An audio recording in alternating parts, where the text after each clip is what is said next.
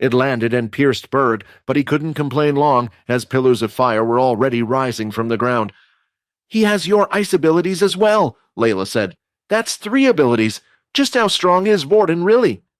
While using one hand to cast pillars of fire, the other hand would continue to throw ice spears. Berg could only dodge these 2 attacks for so long. "Come on, he has to be running out of MC soon," Berg said. Inside the black room, Rayton was busy laughing. "I bet you this guy thinks he can win the match as long as he waits for Syl to tire out." Right now, Vorden contained 3 abilities. Whenever he copied a person's ability, he also copied the amount of MC points in their body. Vorden's ability and cells were unique. As long as he had copied an ability, he would be able to change any of the MC cells into whatever type he wanted. This meant he had a huge amount of MC points to use. As the fight continued, Berg could tell that Vorden wasn't tiring out. He needed to act fast. Berg crouched into a fetal position and started to let the fire build up inside him. Then, when the attacks were right by his side, he expanded his limbs and out came a sphere of fire, getting rid of all of the attacks. But now, Berg was panting and sweating hard. It was a last-ditch effort to protect himself, but he really didn't know what to do after this. "Where is Quinn?" Syl asked as he walked over. Layla and Aaron were too far to hear any of the words Vorden had spoken, but were worried that he might do something drastic. "Crazy boy, I beg you don't do something crazy," Layla said. "Wait!" Vorden shouted. "Rayton was lying. Quinn is safe. He's somewhere else. Let me take over and I can show you." "You damn rat, Vorden!" Rayton shouted back. "Now I'm going to get my ass handed to me." "I'm tired," Syl said. Now Vorden had finally reached where Berg was standing. "I don't want to make an enemy of you, but you attacked us first," Vorden said. "I'm from the Blade family. It's probably best if our 2 families don't get into a confrontation with each other." As soon as Berg had heard Vorden's second name, he finally understood. The Blade family weren't as big as the Big Four, but that was because they chose not to be. They were a secretive family that didn't choose to have much influence in the world. Because of this, not many knew about them. Berg didn't really understand why, but his father had always said if he was to meet someone from the Blades, to show absolute respect. Berg placed his head in the ground and started to apologize. "I'm sorry. It's my fault that this all has happened. Is there anything I can do for you?" Vorden thought about it for a while. "It's okay, but I'm going to have you hand over your crystals you got today and yesterday over to us," Vorden said, smiling. "Of course." While Aaron, Layla, and the others watched this scene, they couldn't believe what was happening. They knew Vorden was an original. They even knew of his family name, but they had never heard of the Blade family before. But for some reason, someone from the Big Four was bowing down to him, apologizing, and even handing over their crystals. "Just who are you, Vorden?" Layla thought. Berg and his group handed over the crystals they had obtained inside a bag. Vorden now had a big grin on his face. Quinn had asked him to try to get as many winged lizard beast crystals as possible, saying he needed them for some reason. And right now, in the bag, there were 39 winged lizard crystals in total. Walking over with a skip in his step, Vorden was over the moon about his haul. As Layla peeked inside the bag, she couldn't believe her eyes. "What? I don't understand," Layla said. "How?" "Don't worry about that. I think it's best if we head back and hand these crystals in to be counted towards our score." "But aren't those crystals useless?" Layla asked. "Most of them have already been counted." Each crystal inside had a unique pattern to it. When the crystals are counted, they are placed into a machine that assigns a certain code to each crystal. These unique codes are then added to the team's scoreboard. The whole shelter was under strict instructions to not sell any beast crystals to any students. This was to avoid a group from buying crystals and registering them under their points. But there was a reason why these unique codes were assigned to each team's codes. "Oh, I guess you guys don't know," Vorden said. "My brother did the same thing 2 years ago, so I have a little bit of insider information, I guess. Although the same crystals can no longer be registered for points, if the crystals belong to another team, the unique codes from their score will go into ours." This information was purposely kept from the students, but was told to a select few. Either originals like Vorden knew of it, or those who had already registered with the military. "Well, I hate to say it, but you did a really good job this time," Layla said while pouting. "Well, while we're ahead, why don't we keep on hunting?" Aaron asked. "The truth is, I'm worried about Peter. Because of this, he might be targeted," Vorden said. "If you knew about this, then why didn't we leave him at the shelter?" Aaron asked. "If we did, it would just be the same result. Perhaps even more so. People would attack him as soon as they saw him on the street." There was a second reason why Vorden and Quinn wanted to bring Peter along. They were hoping to draw out whoever Peter was afraid of. "No one would attack a fellow student like that. Are you crazy?" Aaron said. "Even if it meant getting their crystals, no human being would just attack another because of the test, and even so, people would rush over to help him." At that point, Vorden and Layla looked at each other, and both of them had the same thought. "Aaron, you do know that Peter is a level 1, right?" Vorden asked. "What does that have to do with anything?" she replied. It was as the two had thought. Aaron was unaware of the treatment that lower levels received compared to everyone else. Aaron herself never mistreated lower levels, but just never paid them any attention either. She had one goal, and getting to know them wouldn't allow her to achieve anything. As the three of them started to head back to where the well was, the two of them began to explain to Aaron just what happened at the school. "But the strong would never steal from the weak," Aaron said. "Just what does that prove?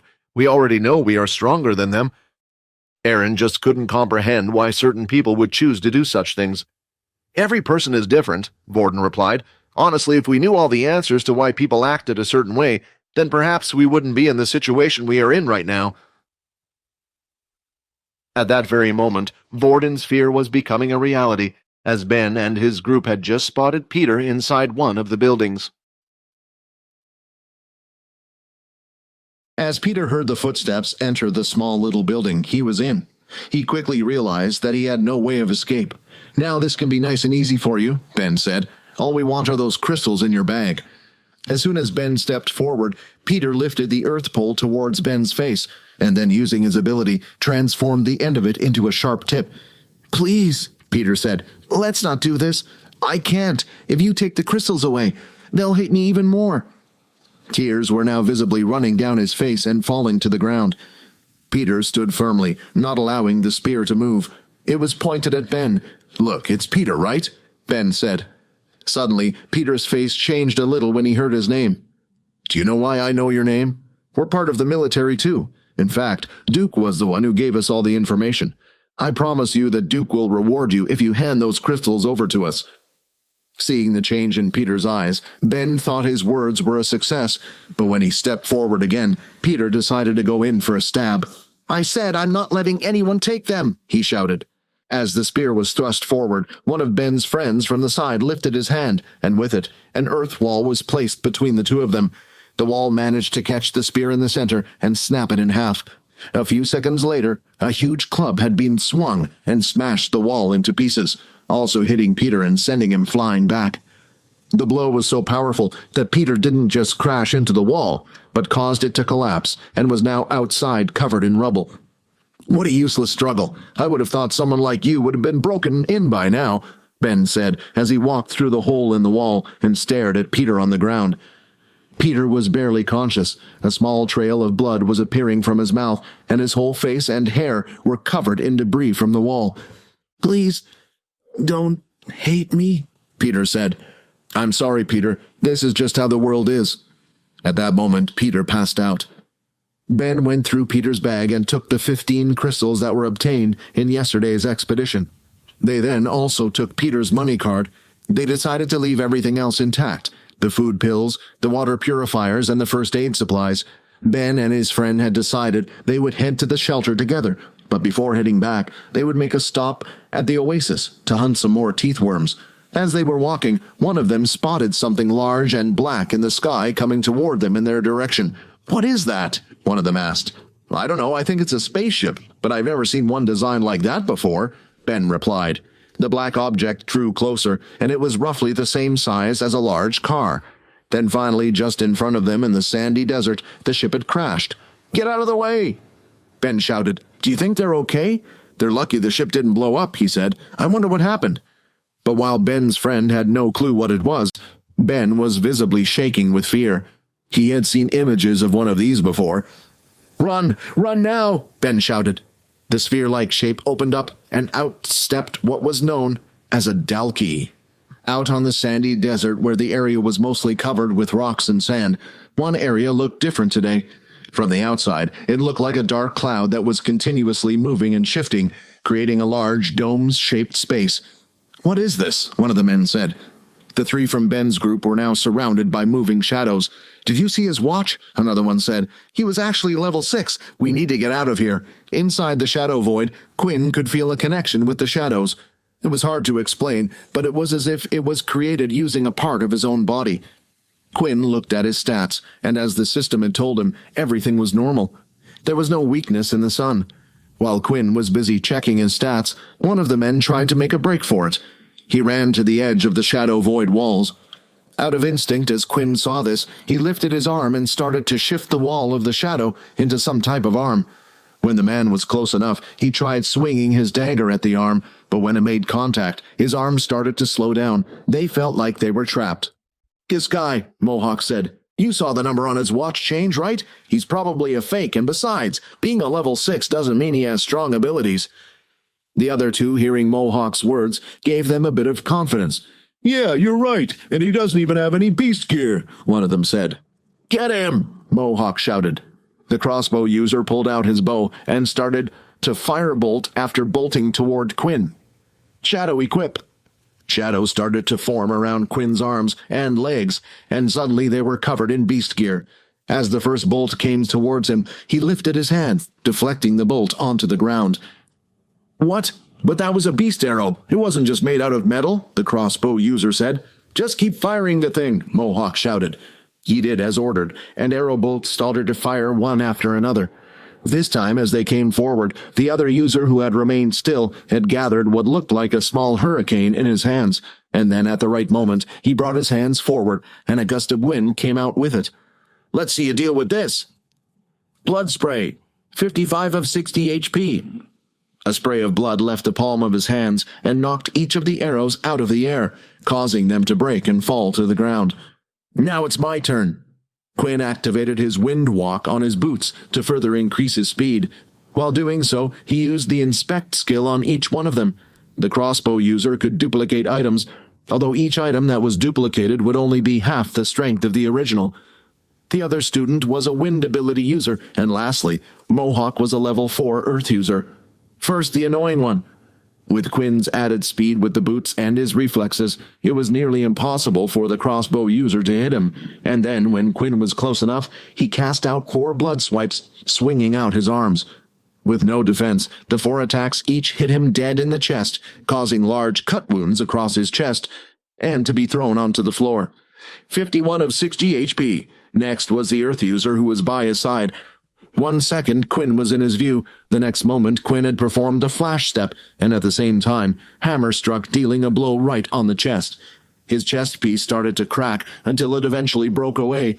46 of 60 HP. Suddenly, a sharp pain was felt inside Quinn's back. As he turned around, he could see the wind user holding the small little daggers in between his fingers. "I got you," he said. He threw another dagger, and it came out too fast for him to react, hitting Quinn's stomach. 42 of 60 HP. Quinn then looked at the dagger and pulled it out of his body. As he did, the wound slowly started healing as the skin could be seen coming back together, until finally there was nothing left apart from a hole in his military uniform. "You monster!" the student shouted, continuously throwing blades. He managed to hit Quinn repeatedly. Making sure to cover his face with his hands, Quinn rushed forward, not caring for the small blades hitting his body. 38 of 60 HP. 34 of 60 HP. Without realizing it, the student was moving backwards out of fear. As he looked down around his waist, he could see the shadow wrapped around his body. "Now tell me, who sent you, and why did you attack me?" Quinn asked. "I'm so sorry," the wind user said with a stutter. "It was all Ben's idea. He said that we would be able to take care of your level 1s and take your crystals, added to our team's points." The wind user was deadly frightened. Not only had he never seen such a strange ability before, but he was also still trying to decide if the person in front of him was human. "This Ben, does he work for anyone?" Quinn asked. "I mean, we all work for the military, but no one told us to do anything if that's what you're asking." Quinn couldn't be 100% sure if he were telling the truth or not, but judging by his reaction and how frightened he was, Quinn felt like his words were true. You know, if you increase your charm stat a bit more, you would be able to get these weak-minded people to tell you anything, the system said. Are you kidding me? Quinn asked. No, there are certain skills in your system that will only unlock once you get enough stat points. One of them is a type of mind control for the charm stat. It's quite handy if their mind is weak. You can replace their memories, get them to spill the beans, or even if it was high, you could even get the person to kill themselves. Of course, that would only be for the very top of vampire classes. Do you know how many points in charm I need to unlock this skill? Quinn asked. 10 points are needed for the influence skill. 140 of 200 EXP. Right now, Quinn had gained 20 EXP for defeating the level 3 student and 40 EXP points for defeating the level 4 student. Even if he did defeat the wind user in front of him, that would only bring his experience points up to 160. It wouldn't be enough to level up. The reason why Quinn was so adamant about unlocking this skill after hearing about it from the system was because he didn't know what to do. The 3 users here were from the same school as him, and they had seen his ability. It would have been fine if it was just the shadow ability, but they had also seen his blood abilities as well and his incredible healing. If he could, he wanted to avoid killing his fellow students, but it was something that would have had to be done. Just then, from the corner of his eye, Quinn saw something forming from the ground. The sharp object shot out like a bullet, and Quinn managed to move his head and dodge at the last second. Suddenly, heavy breathing sounds could be heard. When Quinn looked at the wind user in the shadow wall, he could see that an earth spike had impaled right through the wind user's neck. More spikes started to appear from the floor, and when Quinn looked ahead, he could see that the earth user had regained consciousness and was barely standing on his feet with his hand held out. Die, you bat! He shouted. Thinking about the spike, Quinn felt like he had just avoided death. You just tried to kill me, Quinn shouted, when I was just thinking about sparing your lives. Humans are truly disgusting, Quinn thought. In a fit of anger, Quinn sent out blood swipe after blood swipe. The earth user tried to raise a wall between them, but the wall was far too weak.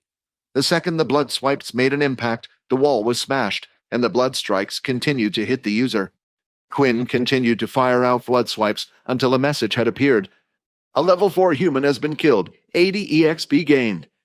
At that moment, Quinn stopped. 210 of 200 EXP. Congratulations, you are now level 12. 28 of 65 HP. 2 free stat points have been added. 10 of 400 EXP. Quinn wasn't thinking correctly and purely attacked out of anger. The fact that someone had almost killed him, he just reacted, and what happened was not part of his plan. But just like when he looked at Ian's dead body, Quinn felt nothing looking at the Earth user's body, lying there lifeless in the corner. Then, from the back of the shadow void, he could hear a groan. Please, save me! It was coming from the wind user, who still had the earth spike lodged in his throat. The color on his face was now turning pale. If Quinn were a healer, then perhaps he would have been able to have done something. Walking over to the wind user, Quinn looked at him. Your friend did this to you. No, you did this to yourself when you tried attacking me. I will put you out of your pain. Casting his blood swipe from above and at a close range, he managed to cleanly cut off the wind user's head, and now he was no longer in pain. Level 3 user killed, 60 EXP gained, 70 of 400 EXP. So I do get more EXP for killing them. Looking at the bloody mess instead of feeling sick like a regular person, his stomach started to growl. Your hunger grows. During the fight, he had used up a lot of blood and had been stabbed several times, and right now the sweat smell coming off his body was only getting stronger. But his mind felt conflicted. I guess I'm no longer human. 65 of 65 HP. Blood type O has been consumed. 1 free stat point has been added. Before doing anything else, Quinn checked if the free stat point could be put into his charm skill, and just like he thought, it could. He then went on to the next body, the Earth user, and had done the same. After getting everything he needed, he could finally increase his charm points to 10. Charm points 10. New skill, Influence has been unlocked. Depending on the user's charm points and the mental strength of the opponent, the user can influence the person or creature to do their bidding. This includes things such as memory loss, information extraction, and so on. Must make direct eye contact with the target. Looking at the bow user on the ground, Quinn was tempted to just end his life there and get the experience points. However, he felt like he really would have lost a grip on himself if he did. In the end, he decided to try out his new powers, and if it didn't work, he would have to go through with it anyway. Lifting the user off the ground, Quinn slapped him across the face a few times until the man eventually woke up. As soon as his eyes opened, Quinn activated his new skill. Skill influence activated. Skill successful. Around the user's eyes, a small red circle could now be seen, and his body went slightly stiff. "What do I do now?" Quinn asked. "Just say whatever you want, and it will happen. If you ask him a question, his brain will process the information and answer. If you tell him to forget something, he'll forget it. You can even replace the memory, but that's a little risky, to be honest, and doesn't work well if he gets pulled in for questioning." Quinn did as the system said and gave out his instructions. "I want you to forget everything that happened today. You never saw me, and you never met me. You just came out to hunt some beasts, and I want you to go back to sleep." The color around the man's eyes returned to normal, and he quickly went back to sleep as Quinn had ordered. Quinn then tried to cancel the shadow ability, and slowly from above, the shadow started to shrink and disappear. The shadow started to slowly clear and shrink back until it all went right underneath Quinn's feet. "You are being hit by direct sunlight. Your stats have been reduced by 70%. Immediately he felt sluggish, and his head started to hurt. Once his MC points had returned, he was sure to use Shadow Cloak to cover himself and get out of the sun. Then, just as Quinn was getting ready to set off, he spotted black smoke off in the distance. "Isn't that next to where Peter was?" Vorden and the others started to make their way through the dry, harsh desert. Eventually, after walking through the desert, they could finally see the small well area in sight. "That's where Quinn said to meet them, right?" Layla asked. "Yeah, they said they would be here." But just then, Vorden stopped and looked down at the ground. Rubble from one of the buildings could be seen everywhere, but what shocked him the most was Peter. He was crawling across the ground towards them. His legs had been hurt, and possibly a few of his ribs broken. The only thing he was using was his forearms to crawl along the floor towards them. "Peter, what happened?" Layla asked as she came rushing over and knelt by his side. "I have to," Peter mumbled. "I have to get back those crystals. Otherwise those guys will hate me. I can't live anymore," Peter said. "Peter, you've done enough," Vorden said, as he knelt and placed his hands on his shoulders. Peter was half-conscious the whole time, yet there was one thing in his mind keeping him going forward. He had dealt with the gruesome pain of being tortured, but he couldn't deal with everyone hating him. He looked up and could see Vorden bent over in front of him. Immediately, tears started to run down his face. "I'm sorry, Vorden," Peter cried. "They took the crystals. I tried to stop them, I promise." "I know you did," Vorden replied. At that moment, all the energy had left Peter's body, and he had completely collapsed and passed out on the floor. "What do you think happened to him?" Layla asked. Aaron had ignored Peter for the most part, and went straight for the bag past him. It was laid on top of the rubble. "It's gone," Aaron said. "They took our crystals." "Well, I guess it was pretty clear what happened then," Vorden said. "Wait a minute, what about Quinn? I don't see him anywhere," Layla said. "Well, it's not like we can ask Peter what happened," Aaron replied. "They probably took him away too." Although it was possible, the other two doubted it. Out of the bag, Aaron had pulled out a little first aid box. It looked to be made of metal like a small briefcase, and had a small standard red cross on it. Then she placed it on the ground and pressed the red cross. The little suitcase started to transform into what looked like a little droid. "How can I be of assistance?" the droid asked. "Student Peter Chuck over there. Administer whatever you can to make him feel better." The little robot then scouted off and started to scan the area until it had eventually found Peter injured on the ground. "Will he be okay after this?" Layla asked. "He should be. That robot can deal with some pretty serious injuries. It's like having a personal doctor with you," Aaron replied. "As long as he isn't near death, he should be fine. But I do have to warn you guys, we only have one of those things." "I'm surprised you let Peter use it then," said Layla. Aaron didn't want to use such a precious item on Peter. But after hearing the words of the others and seeing Peter in pain like that, it made her realize that perhaps the others weren't exaggerating about the mistreatments of others. Just then, Vorden spotted the sign of black smoke off in the distance. "Do you think that's them?" "Probably one of them using their abilities," said Vorden. "It doesn't look too far away, and we can get our crystals back." "But what about Quinn?" Layla replied. "Why don't we split up?" Vorden suggested. "We can't just leave Peter out here. I'll stay with him in case anything happens. When he's all healed up, we'll go looking for Quinn.